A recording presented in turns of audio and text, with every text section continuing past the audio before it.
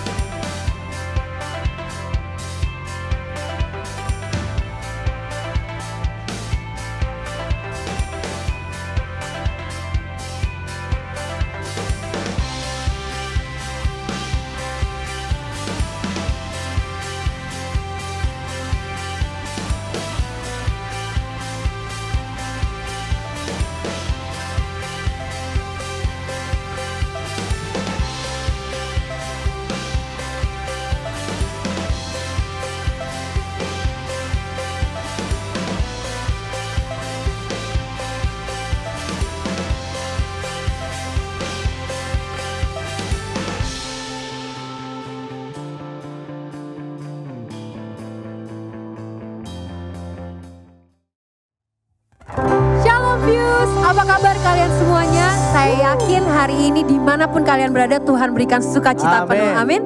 Mari kita mau angkat pujian buat Tuhan kita. Kita berikan yang terbaik. Haleluya.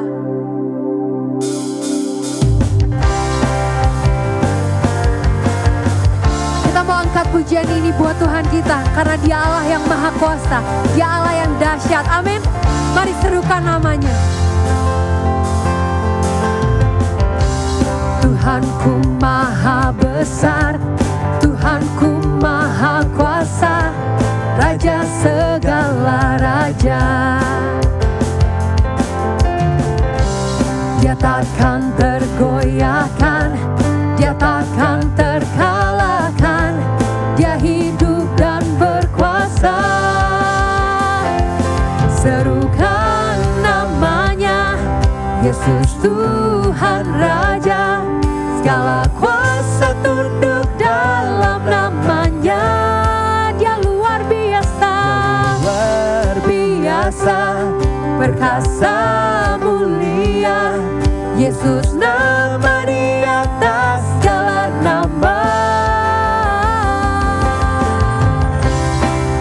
Kita mau angkat pujian ini lebih sungguh lagi. Katakan dengan imanmu.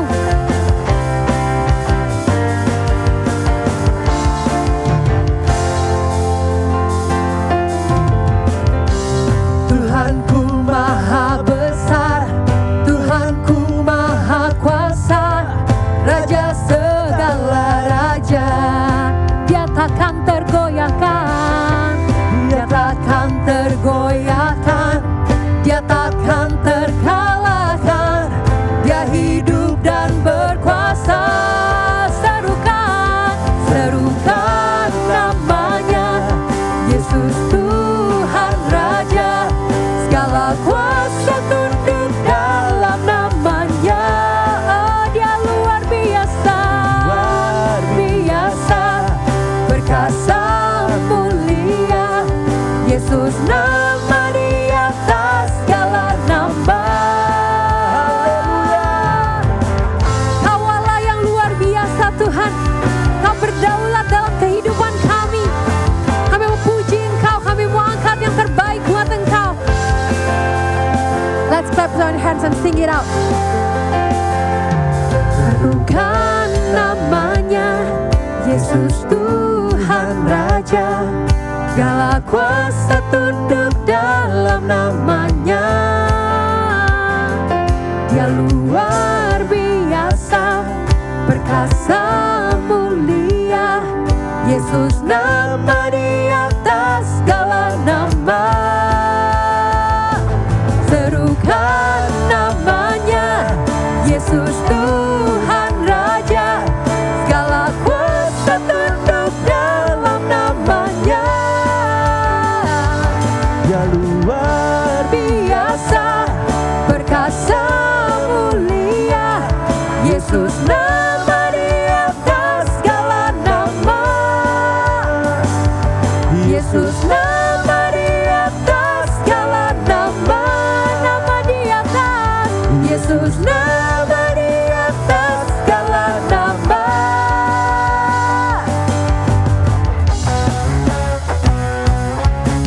Berikan sorak-sorai buat Tuhan kita, yeay.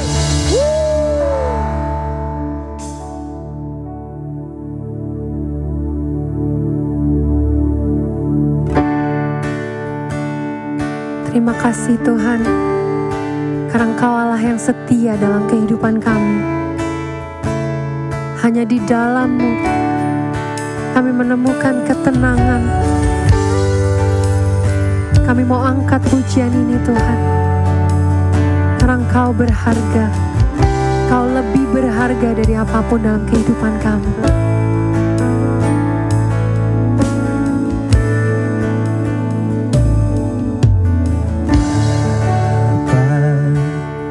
Kau setia,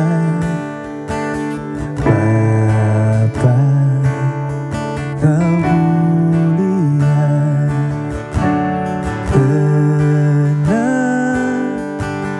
jiwaku, aman bersamamu.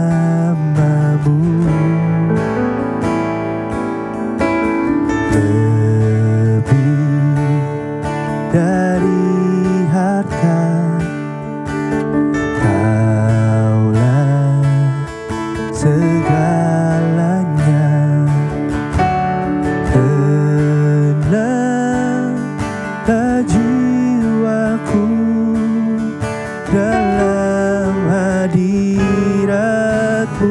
Mari kita angkat suara dan katakan, Kau tunjukkan kasih setiamu. Kau menyediakan yang ku perlu. Kau setia dan mulia, dulu, sekarang, dan selamanya. Kau tunjukkan kasih setiamu. Kau menyediakan yang ku perlu. Kau setia, Kau mulia, Bapa, Kau setia. Kita mau angkat pujian ini lebih sungguh. Katakan ini sebagai doamu. Bapa, Kau setia Tuhan. Bapa, Kau setia. Bapa, Kau mulia.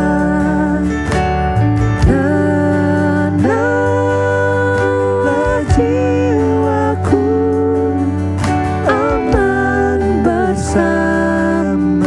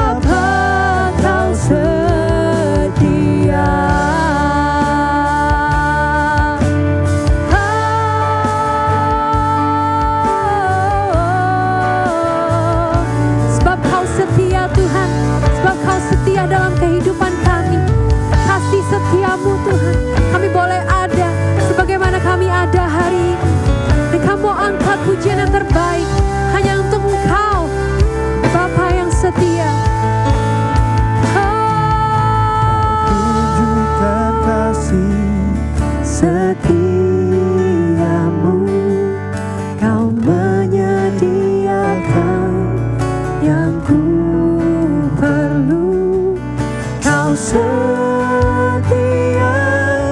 Kau mulia, dulu, sekarang, dan selamanya. Kau tunjukkan kasih setiamu, Kau menyediakan yang ku perlu. Kau setia,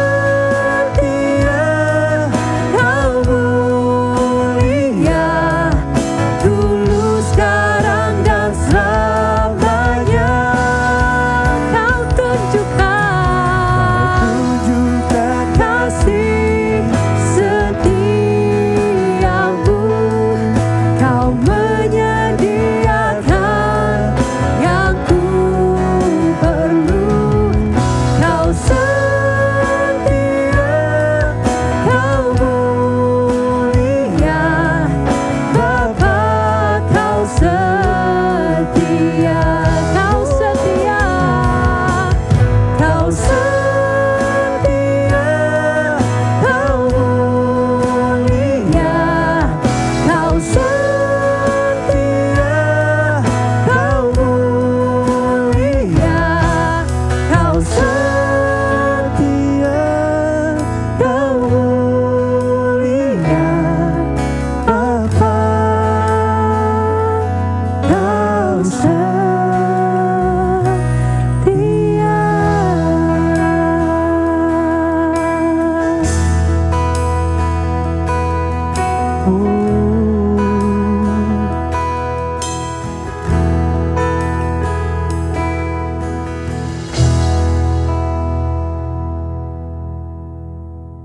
Halo semuanya, happy Sunday.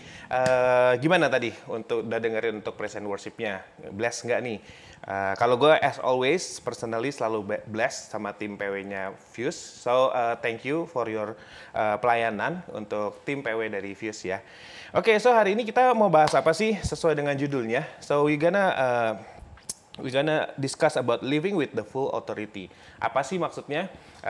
Emang kita nggak punya otoritas? Atau apa sih otoritas penuh di dalam hidup kita? Yuk, sebelum itu kita mungkin mulai dengan berdoa dulu yuk. Ya Tuhan, terima kasih Tuhan untuk hari ini. Terima kasih kalau kami bisa punya kesempatan untuk terus mencari Engkau, untuk terus mencari firman-Mu Tuhan, untuk terus belajar haus dan lapar ya Tuhan akan firman-Mu ya Tuhan. Biarlah ya Tuhan pada hari ini kalau kami bisa belajar sedikit daripada firman-Mu, biarlah Engkau singkapkan ya Tuhan segala arti dan segala makna ya Tuhan, apa yang akan kita pelajari hari ini, supaya itu bisa menjadi rema di dalam hati kami, dan terlebih lagi ya Tuhan firman ini bisa membebaskan kami ya Tuhan. Terima kasih ya Tuhan, hanya dalam nama Tuhan Yesus kami berdoa dan mengucap syukur. Karena Mama katakan, amin. Oke, sebelum kita mulai, as usual, gue coba introduce dulu untuk kalian-kalian yang mungkin kayak pertama kali banget nih untuk dengar Fuse Online. Mungkin dapat link dari teman ataupun dari sahabat kalian nih yang forward. So Fuse itu basically is a community. We are community based on Christ-centered ya. Jadi kita bisa menerima segalanya gitu, menerima segalanya means like segala denominasi dan segala kita welcome for everyone, karena tujuannya cuma satu, kita memuji dan menyembah Tuhan. Nah, ada apa aja selain daripada service online yang tiap minggu ini kita adakan, kita juga ada kegiatan tengah minggu, yaitu komunitasnya Komsel itu sendiri. Ada di mana aja kalian bisa cek untuk di website kita, dan di IG kita mungkin bisa dicek Fuse Jakarta. Nanti di situ bisa dilihat yang paling deket dengan kalian itu di mana. Dan no worries actually kalau untuk jarak, karena kan sekarang kita masih online gitu. Jadi masih bisa untuk ikutin secara online. Oke, so kita masuk untuk hari ini yang seperti tadi saya bilang, kita akan bahas tentang living with the full authority. Kenapa menurut saya ini penting gitu? Mungkin saya balik lagi bertanya ya kepada kita semua, pernah nggak sih kita merasa kayak kok hidup kita ini harusnya bisa maksimal gitu, harusnya bisa lebih kayaknya daripada ini, tapi karena ada dosa gitu yang menghambat kita, yang membuat kita menjadi nggak confidence gitu, atau membatasi kita karena dosa kita gitu. Dan ada juga mungkin yang merasa frustasi nggak sih, kayak kok gue keterikatan banget nih sama dosa jenis ini misalnya gitu ya, dan merasa kayak wah ini kayaknya udah nggak mungkin lepas banget. Dan it comes to the worst, kalau sampai kita untuk bisa berpikir bahwa kayaknya kita udah nggak punya lagi kuasa atas hidup kita gitu. Kita nggak punya lagi kuasa atas badan kita gitu. Sehingga kita benar-benar dikontrol oleh dosa dan mulai menganggap dosa itu adalah sesuatu yang manusiawi. Oke, so sebelum gue tidak akan menjabarkan apa pendapat gue, tapi let's read the Bible first dulu ya gitu. Jadi kita lebih tahu apa kata Tuhan. Oke, first hari ini kita akan bahas dari Roma 6 ayat 1 sampai 14. Yang perikopnya adalah mati dan bangkit dengan Kristus. Agak panjang, jadi saya coba bacain aja. Roma 6 ayat 1 sampai 14. Jika demikian, apakah hendak yang kita katakan? Bolehkah kita bertekun dalam dosa supaya semakin bertambah kasih karunia itu? Sekali-kali tidak. Bukankah kita telah mati bagi dosa? Bagaimana kita masih hidup di dalamnya? Atau tidak tahukah kamu bahwa kita semua telah dibaptis oleh Kristus, telah dibaptis dalam kematiannya? Dengan demikian, kita telah dikuburkan bersama-sama dengan Dia oleh baptisan dalam kematian, supaya sama seperti Kristus telah dibangkitkan dari antara orang mati oleh kemuliaan Bapa, demikian juga kita hidup dalam hidup yang baru. Oke, ayat 5, sebab kita telah menjadi satu dengan apa yang sama dengan kematiannya. Kita juga telah menjadi satu dengan apa yang sama dengan kebangkitannya. Karena kita tahu bahwa manusia lama kita telah turut disalibkan, supaya tubuh dosa kita hilang kuasanya, agar kita jangan lagi menghambakan diri kepada dosa. Sebab siapa yang telah mati, ia telah bebas dari dosa. Jadi jika kita telah mati dengan Kristus, kita percaya bahwa kita akan hidup juga dengan Dia. Karena kita tahu bahwa Kristus sesudah Ia bangkit di antara orang mati, tidak mati lagi dan mau tidak berkuasa lagi atas Dia. Sebab kematiannya adalah kematian terhadap dosa satu kali dan untuk selama-lamanya. Dan kehidupannya adalah kehidupan bagi Allah. Demikianlah hendaknya kamu memandangnya, bahwa kamu telah mati dalam dosa, sebab kamu hidup bagi Allah dalam Kristus Yesus. Sebab itu hendaklah dosa jangan berkuasa lagi di dalam tubuhmu yang fana, supaya kamu jangan lagi menuruti keinginannya. Dan janganlah kamu menyerahkan anggota-anggota tubuhmu kepada dosa untuk dipakai sebagai senjata kelaliman. Tetapi serahkanlah dirimu kepada Allah sebagai orang-orang yang dahulu mati dan yang sekarang hidup. Dan serahkanlah anggota-anggota tubuhmu kepada Allah untuk menjadi senjata-senjata kebenaran. Sebab kamu tidak lagi dikuasai oleh dosa, karena kamu tidak berada di bawah hukum Taurat, tetapi di bawah kasih karunia. Oke, mungkin ada yang udah sering baca ya ayat ini dan segala macam. Di sini saya jelasin sedikit ya. Kasusnya adalah di Roma. Jadi di Roma ini Paulus kan berkata ya, kalau kita sudah ditebus oleh darah Kristus dan kita sudah kasih karunia itu turun atas kita gitu. Karena bukan karena perbuatan kita, tetapi karena memang Tuhan yang mengasihi kasih karunia kepada kita. Nah, lalu orang-orang di Roma nanya nih, samalah seperti kita juga suka nanya. So, kalau misalnya udah kita diampuni oleh dosa, ampuni terhadap dosa, kita udah diampuni nih, boleh nggak kita berbuat dosa lagi? Kan itu kalimat pembukanya ya. Supaya kalau kita makin dosa banyak, kita makin banyak juga diampunin. Berarti makin banyak juga kasih karunia-Nya. Nah, di sini langsung jelas sekali Paulus berkata, sekali-kali tidak. Sekali-kali tidak. Jadi itu bukan alasan kita bahwa kita yang hidup karena kasih karunia, yang kita benar-benar diberikan Tuhan gitu ya untuk kasih karunia dan diampuni dosanya, untuk melakukan dosa terus-menerus seperti kayak take it for granted gitu, ya kan? Jadi kayak ya udah karena kita diampuni, kita dosa terus aja. Dan di sini sekali-kali tidak. Ada perbedaan antara bukankah itu yang sering kali kita tanyakan juga, ya kan? Gimana sih kalau kita mungkin kayak udah punya kasih karunia, kan udah nggak mungkin hilang nih gitu, nggak mungkin hilang. Jadi kan kita bisa berdosa terus dong gitu, tanpa merisaukan akibatnya gitu. Ada perbedaan antara kalian hidup di dalam dosa, karena di sini dikatakan, bukankah kita telah mati di dalam dosa gitu. Ya, jadi ada perbedaan antara hidup di dalam dosa dengan melakukan dosa gitu. Bukan artinya kayak kalau ngelakuin sesekali itu berarti nggak apa-apa.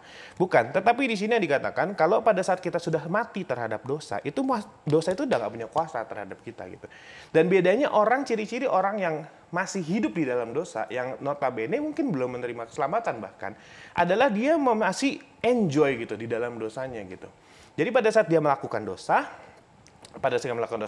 dia nggak merasa lagi bahwa itu dosa gitu. Bahkan seperti itu, karena dia sudah hidup di dalam dosa gitu. Hidup di dalam dosa, jadi setiap dosa yang dia lakukan, dia nikmatin. Dan tidak ada satupun keinginan untuk repentance, tidak ada satupun suara di dalam hati kita yang kayak merasa itu salah gitu. Bahkan kita keep enjoying sin gitu. Itu adalah ciri-ciri orang yang hidup di dalam dosa. Dan orang-orang kayak seperti itu harus bertobat pastinya. Nah, untuk kita-kita yang sudah diselamatkan oleh Tuhan, definitely kita kehilangan kemampuan untuk menikmati dosa gitu. Bukan artinya pada saat melakukan dosa tidak nikmat ya, kalau tidak nikmat tidak mungkin dilakukan gitu. Tetapi pada saat kita sudah melakukan dosa, lalu kita bisa hidup dengan santai, kita bisa benar-benar kayak gak ada nurani yang menegur kita, dan kita nggak merasa kayak ini sesuatu yang salah gitu. Itu sudah nggak bisa gitu. Sebagai anak-anak Tuhan, kita sudah ditebus gitu, ditebus oleh Tuhan. Jadi kita punya ada namanya Roh Kudus yang mengingatkan gitu, dan kita nggak nyaman gitu loh pada saat mungkin kita terjerumus dalam dosa gitu, tapi kita nggak living di dalam dosa itu, kita nggak terus-menerus enjoying tanpa merasa bersalah sama sekali gitu. Itu udah nggak bisa karena kita sejatinya sudah ditebus oleh Tuhan Yesus gitu. Jadi itu perbedaannya. Jadi cek lagi masing-masing kepada diri kita. Pada saat kalian melakukan dosa, ya of course kita we still live in the flesh gitu ya, ada daging, sometimes kita berbuat dosa gitu. Tetapi pada saat melakukan dosa itu apakah you enjoy gitu? Kalian enjoy nggak sih melakukan dosa dan kayak even nggak merasa bersalah gitu? Atau memang ada satu kayak rasa nggak enak dan kayak I think ini nggak benar gitu. Deep down in your heart, lu merasa kayak ini nggak benar. Nah, jika kalian masih merasa seperti itu, yuk langsung cepat balik sebelum kalian kehilangan sensitivitas itu dan merasa numb dan tidak lagi merasa berdosa. Oke. Itu yang harus kita, jadi saya harap kita semua yang ada di sini pastinya kita sudah ditebus dan kita tidak mau living in sin. Di dalam ada beberapa poin yang kita bisa ambil dalam Roma yang tadi kita baca ayat 6 1 sampai 14. Satu adalah status kita itu adalah tetap hamba gitu. Oke, tapi berbeda Tuhan gitu. Ya, itu di ayat 6 diberitahukan. Karena kita tahu bahwa manusia lama kita telah turut disalibkan supaya tubuh dosa kita hilang kuasanya. Dan jangan kita menghambakan diri lagi kepada dosa. So sebelum kita diselamatkan oleh Tuhan Yesus, kita itu adalah hamba dosa. That's why kita tidak pernah bisa menang melawan dosa. Karena hamba itu diciptakan untuk menuruti tuannya. Jadi karena kita masih hamba dosa, jadi kita menuruti dosa. Oke, pada saat Tuhan Yesus sudah mati di kayu salib, sudah menghancurkan kuasa maut, kita dibebaskan dan kita diambil gitu. Bukan sebagai kayak dilepas sebagai anak lepas, bukan, diambil sebagai hambanya. Maka itu kita sering menyebut kita adalah kita hamba Allah, hamba Tuhan. Jadi berbeda tuannya gitu, tetapi kita tetap hamba sebenarnya. Tapi baiknya Tuhan Yesus adalah pada saat dia mengambil kita yang notabene kita ditebus. Jadi pada hamba itu kalau ditebus ya itu menjadi hamba milik yang nebus, betul ya. Dan kita ini sebenarnya adalah hambanya Tuhan gitu. Hambanya Tuhan yang notabene kita mau nggak mau harus menuruti Tuhan sebenarnya. Tetapi Tuhan Yesus sendiri di sini sangat baik gitu. Dia mengupgrade status kita. Yang tadinya dari hamba, dia upgrade menjadi anak. Menjadi saudaranya Tuhan Yesus. Karena Tuhan Yesus adalah anak yang tunggal dari Bapa. Jadi karena kita saudaranya Tuhan Yesus, berarti kita adalah anaknya Bapa. Maka itu kita memanggil Allah kita sebagai Bapa gitu. Nah ini yang benar-benar menggetarkan ya menurut saya gitu. Karena gila kita siapa gitu, ditebus dan abis itu bukan cuma ditebus, cuma dijadiin pembantu atau dijadiin hamba doang, tapi kita dijadiin anak gitu. Oke, itu yang pertama. Yang kedua di ayat 9 dikatakan, karena kita tahu bahwa Kristus sesudah ia bangkit di antara orang mati, tidak mati lagi, mau tidak berkuasa atas dia. Sebab kematiannya adalah kematian terhadap dosa. Once for eternity. Jadi satu kali untuk selamanya. Dan kehidupannya adalah kehidupan Allah.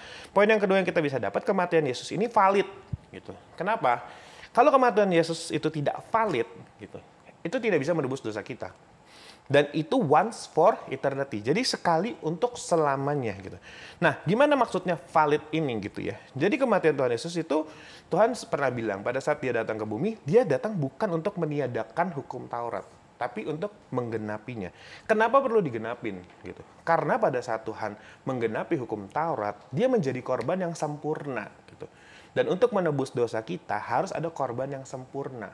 Nah, karena korban yang sempurna ini adalah anak tunggal Allah, berbeda dengan domba.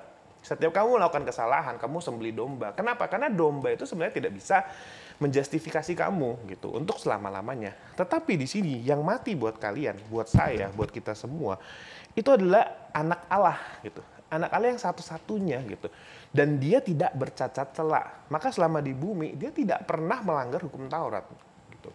Ya, tidak pernah. Jadi dia menggenapinya gitu. Memberikan example sebagai kehidupan gitu. Lalu dia mati. Maka itu kematian Tuhan Yesus itu valid gitu untuk menebus dosa kita. Dan itu berlaku untuk selamanya. Jadi Tuhan Yesus nggak perlu mati berulang-ulang hanya karena kita melakukan dosa berulang-ulang. Oke, itu poin nomor 2. Nomor 3 yang kita bisa dapat, yang kita udah tahu nih, status kita tuh anak Allah. 1. Kita percaya Tuhan Yesus itu sanggup untuk mengampuni kita. Ya, dia sanggup untuk menebus semua dosa kita. Yang ketiga, itu partnya kita, dan 13, ayat 13. Dan janganlah kamu menyerahkan anggota-anggota tubuhmu kepada dosa untuk dipakai sebagai senjata kelaliman. Jadi pada saat kita sudah ngerti kita adalah anak Allah dan kita juga ditebus oleh Tuhan, kok kita masih bisa berdosa? Yes, of course gitu. Karena cobaan itu ada di sekitar kita. Nah, cobaan itu aja nggak usah diajak, itu udah ada di sekitar kita. Tapi janganlah kamu menyerahkan anggota-anggota tubuhmu kepada dosa gitu. Artinya apa? Seringkali bukan cobaan yang menghampiri kita. Kita yang menghampiri cobaan gitu loh. Nah, sekuat apa kita untuk kita bisa cemplungkan diri kita kepada pencobaan. Bahkan di doa Bapa kami diberkatakan, janganlah membawa kami ke dalam pencobaan, tetapi lepaskanlah kami daripada yang jahat. Oke, so 3 poin yang kita ambil dari itu adalah status kita sebagai hamba Tuhan, status kita sebagai anak Allah, ya. Jadi dari hamba dosa kita sudah ditebus, kematian Tuhan itu valid, dan jangan membawa diri kepada pencobaan. Nah, setelah kita mengerti 3 hal ini, apakah kita notabene lepas gitu di dunia ini, di bumi ini? Ya udah bisa aja hidup dengan sempurna ataupun dengan full authority yang tadi saya bilang. Terkadang tidak, realitinya tidak. Bahkan I have a news for you, bahkan anak Allah yang tunggal aja, Tuhan Yesus Kristus yang sempurna, tiada cacat dan tiada celah, itu dicobai oleh iblis gitu. Jadi selama kita masih ada di bumi, itu adalah kita tidak boleh sembarangan, karena sekitar kita tuh ada ancaman-ancaman yang mengancam kita. Nah, salah satu sifat iblis adalah menipu dan membinasakan gitu. Dia berusaha menipu, dan yang paling sering ditipu oleh iblis adalah apa? Jati diri gitu. Pada saat Tuhan Yesus di padang gurun, percobaan pertama sudah apa? Ayo, jatuhin dong. Jatuhin, ya kan? Ada dibilang jatuhin lah dari itu, nanti kamu ditatang tuh sama malaikat-malaikat. Seakan-akan Tuhan Yesus, seakan-akan dia meng-questioning dan kayak, are you sure kamu anak Allah gitu? Jatuhin dong, kalau kamu jatuh, berani dong itu. Malaikat-malaikat tuh pasti akan menopang dong gitu. Seakan-akan kayak, yakin lo anak Allah, yakin kalau lo jatuh ada yang gitu. Ayo buktiin dong kalau emang lo jatuh. Kalau lo emang anak Allah, pasti ada yang menantang lo gitu. Dan ini kan namanya cobaan ya, godaan gitu. Godaan dari iblis. Tuhan Yesus bisa tergoda nggak? Tuhan Yesus itu 100% manusia loh pada saat di bumi. Dan menurut saya nonsens kalau ada godaan yang, kalau itu bukan godaan buat kita gitu. Itu nggak disebut godaan ya, tidak disebut godaan. Ya berarti ada kemungkinan Tuhan Yesus bisa juga nih jatuh kalau dia confused mungkin di bumi ya. Kayak aduh, iya nggak ya kok udah lama nih nggak ketemu Bapak segala macam. Karena kalau misalnya kayak gitu bisa jadi akan kayak coba-coba, ya nggak sih? Tapi di sini Tuhan enggak loh gitu. Tuhan benar-benar strict, kayak dia tahu di anak Allah gitu. Jangan mencobai Tuhan dan Allahmu gitu, langsung ditepis lagi. Nah, seringkali dalam hidup kita juga seperti itu. Gitu. Yang paling sering diuji dari kita adalah status kita sebagai anak Allah. Dengan apa? Contohnya yang paling gampang. Gila, lu kan baru aja ngelakuin dosa kemarin. Gila, lu kan baru aja marah-marah kemarin. Gila, lu kemarin ada nonton gak bener deh kayaknya. Lu masih klaim lu anak Allah? Yakin lu anak Allah gitu? Lu yakin lu anaknya Tuhan gitu? Kayak anak Tuhan gak, perilakunya gak kayak lu deh gitu. Dan itu condemn yang terus-menerus gitu. Sampai akhirnya kita merasa dan kita percaya gitu. Yang lebih jelas, yang lebih jahat lagi, kita percaya gitu. Bahwa, oh iya kayaknya I'm not worthy lah gitu, I'm not worthy lah. Udahlah, gue kalau selamat pun masuk surga, ya gosong-gosong, memper-memper di pinggir surga pun gak apa-apa gitu. Padahal lu disebut sebagai anak Allah gitu. Jadi satu, Gimana sih caranya untuk kita bisa pada prakteknya untuk menjalani hidup dengan penuh dengan otoritas? Satu, jangan pernah ragu. Ya, tahu dan yakini jati diri kalian bahwa itu kalian tuh anak Allah. Galatia 4 ayat 5 sampai 9. Ia diutus untuk menebus mereka yang takluk kepada hukum Taurat. Siapa yang takluk kepada hukum Taurat? Kita, sebelum kita percaya kepada Tuhan Yesus. Supaya kita diterima menjadi anak. Oke, jadi status kita sudah berubah loh, kita diterima jadi anak. Dan karena kamu adalah anak, Allah telah menyuruh roh anaknya, rohnya Tuhan Yesus, ke dalam hati kita, yaitu Roh Kudus, untuk berseru, ya Abba, ya Bapa. Jadi kamu bukan lagi hamba gitu, apalagi hamba dosa, bukan. Melainkan anak. Jikalau kamu anak, kamu juga adalah ahli waris oleh Allah. Dahulu ketika kamu tidak mengenal Allah, kamu memberhambakan diri kepada Allah-Allah yang pada hakikatnya bukan Allah. Ya. Tetapi sekarang kamu udah mengenal Allah karena kamu udah ditebus, karena kasih karunia Allah, kamu sudah mengenal Allah gitu. Atau lebih baik, sesudah kamu dikenal Allah, bagaimana kamu berbalik lagi kepada roh-roh dunia yang lemah, miskin, dan mulai memperhambakan diri lagi kepadanya.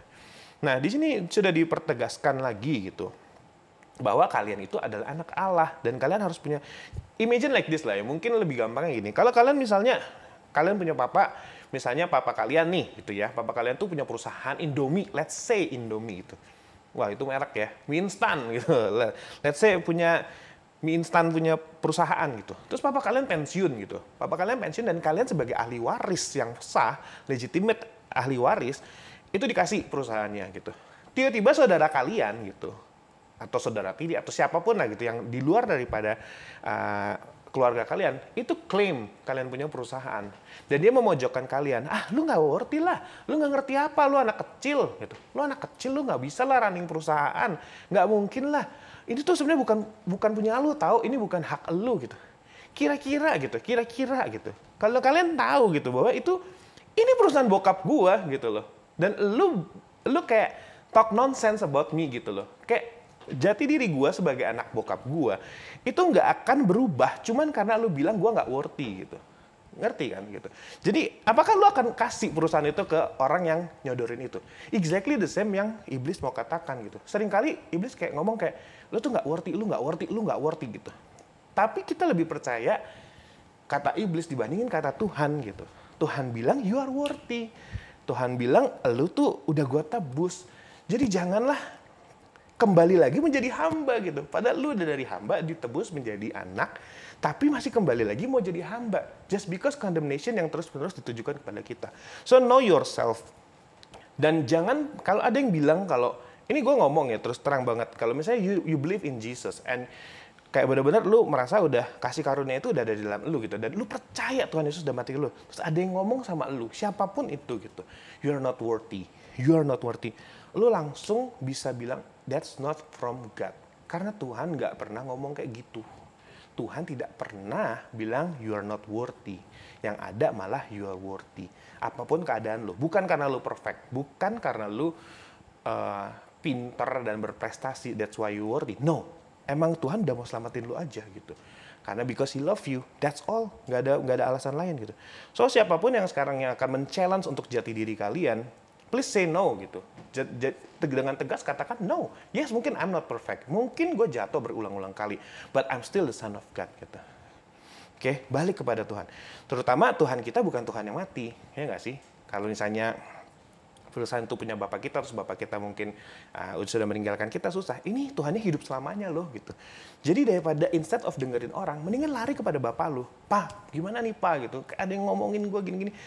Aku emang salah sih Pak, aku banyak dosa, aku banyak ini segala macam. Tapi tolong Tuhan, pimpin hidup aku gitu untuk bisa lebih layak lagi. Equip aku untuk bisa benar-benar menjadi anak Allah.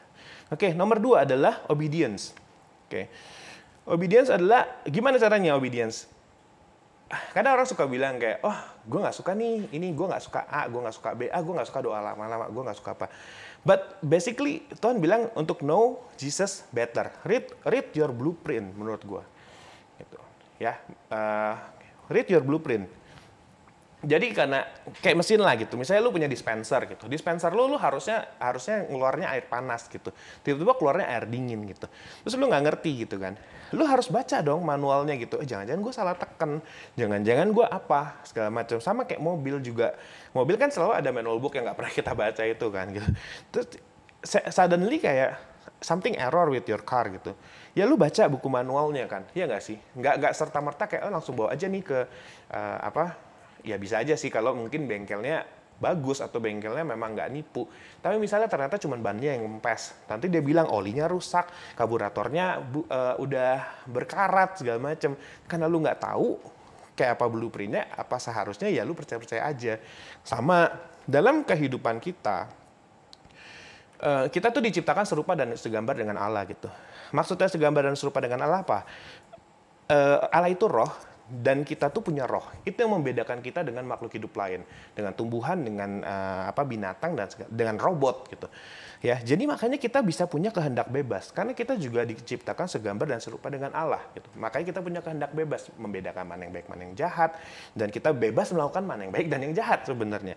Nah, kebebasan ini yang justru kadang-kadang membuat kita menjadi jatuh dalam dosa. Oke. Nah, gimana caranya supaya kita hidup dengan benar gitu di dalam dunia ini? Ya read your Bible gitu. Kenapa? Karena that's the only kitab yang mencatat interaksi antara Tuhan dengan manusia. Jadi bukan lu read the Bible supaya pahala lu ada di surga, bukan. Lu bukan read your Bible karena lu dengan read your Bible lu memupuk material-material untuk membangun rumah lu di surga. No, you read your Bible to know your God better gitu. Karena lu nggak pernah ketemu Tuhan lu nggak pernah dengar suaranya secara visual ataupun audible, nggak pernah gitu. Yang lu bisa pelajari adalah interaksi Tuhan kepada manusia-manusia yang di bumi yang dicatat di dalam Alkitab. So you know kayak Tuhan, apalagi Matius, Markus, Lukas, Yohanes ya, itu jelas-jelas Tuhan Yesus yang ada di situ dan dicatat oleh 4 orang yang berbeda dengan cerita yang sinkron. Di situ kan dia bisa belajarin, Tuhan tuh nggak suka gini, Tuhan tuh marah kalau ada orang sombong, Tuhan itu senang sama orang yang rendah hati, Tuhan itu senang sama orang yang imannya besar. Kayak gitu kan kita tahu ya. Jadi kita pas waktu menjalani, kita nggak ditipu. Kenapa? Jangan jadi Adam dan Hawa. Gitu. Adam dan Hawa udah dengar dari Tuhan langsung, jangan kau makan pohon ini, ditwist sama iblis. Hah? Salah kali lu dengernya. Jangan makan. Makan. Justru karena lu tuh nggak boleh makan karena ditwist kan sama iblis kan, kayak lu kan boleh makan semua kan, katanya gitu kan pertama kali. Terus Hawa bilang enggak boleh, cuma boleh yang ini, semuanya kecuali satu ini gitu. Itu aja udah mau dibalikin gitu. So kalau yang dengar suara Tuhan aja bisa ditwisted gitu, apalagi kita yang notabene nggak pernah baca Alkitab, udah jelas bisa aja tiba-tiba ditwisted. Kayak yang terakhir itu adalah status itu comes with authority, yaitu yang harus kita pelajari yang pada hari ini dan kita harus percayai. Menjadi anak Allah itu bukan cuma status gitu. Ya, sama seperti kamu menjadi direktur dari perusahaan. Tidak mungkin staff dengan direktur itu punya otoritas yang sama, tidak gitu ya. Jadi pada saat kamu mengakui bahwa kamu adalah anak Allah, itu comes with an authority gitu. Artinya apa? Yohanes 14 ayat 12. Aku berkata kepadamu, sesungguhnya barang siapa percaya kepadaku, ia akan melakukan juga pekerjaan-pekerjaan yang aku lakukan, bahkan pekerjaan-pekerjaan yang lebih besar daripada itu, sebab aku pergi kepada Bapa. Jadi Tuhan bilang, kalau kita percaya kepada Tuhan, bahkan kita bisa melakukan pekerjaan-pekerjaan yang lebih besar dari yang Tuhan lakukan gitu. So this verse talk to us kayak dia tidak melimitasi gitu loh, batasan apa yang kita bisa lakukan gitu. Sebagai anak Allah kita punya kuasa. Ya, sama seperti Tuhan kita, Bapa kita yang udah mencontohkan melalui Tuhan Yesus Kristus hidup tuh seperti apa di bumi, ya. Itu kita lihat gitu, begini. So dia bisa cast away demons. Kita juga bisa gitu. Sebenarnya kita juga bisa gitu. Instead malah ditipu sama iblis. Oke. Jadi know that you are the son of God and please walk with the authority yang dikasih Tuhan kepadamu gitu. So apapun yang lagi kita hadapin sekarang gitu.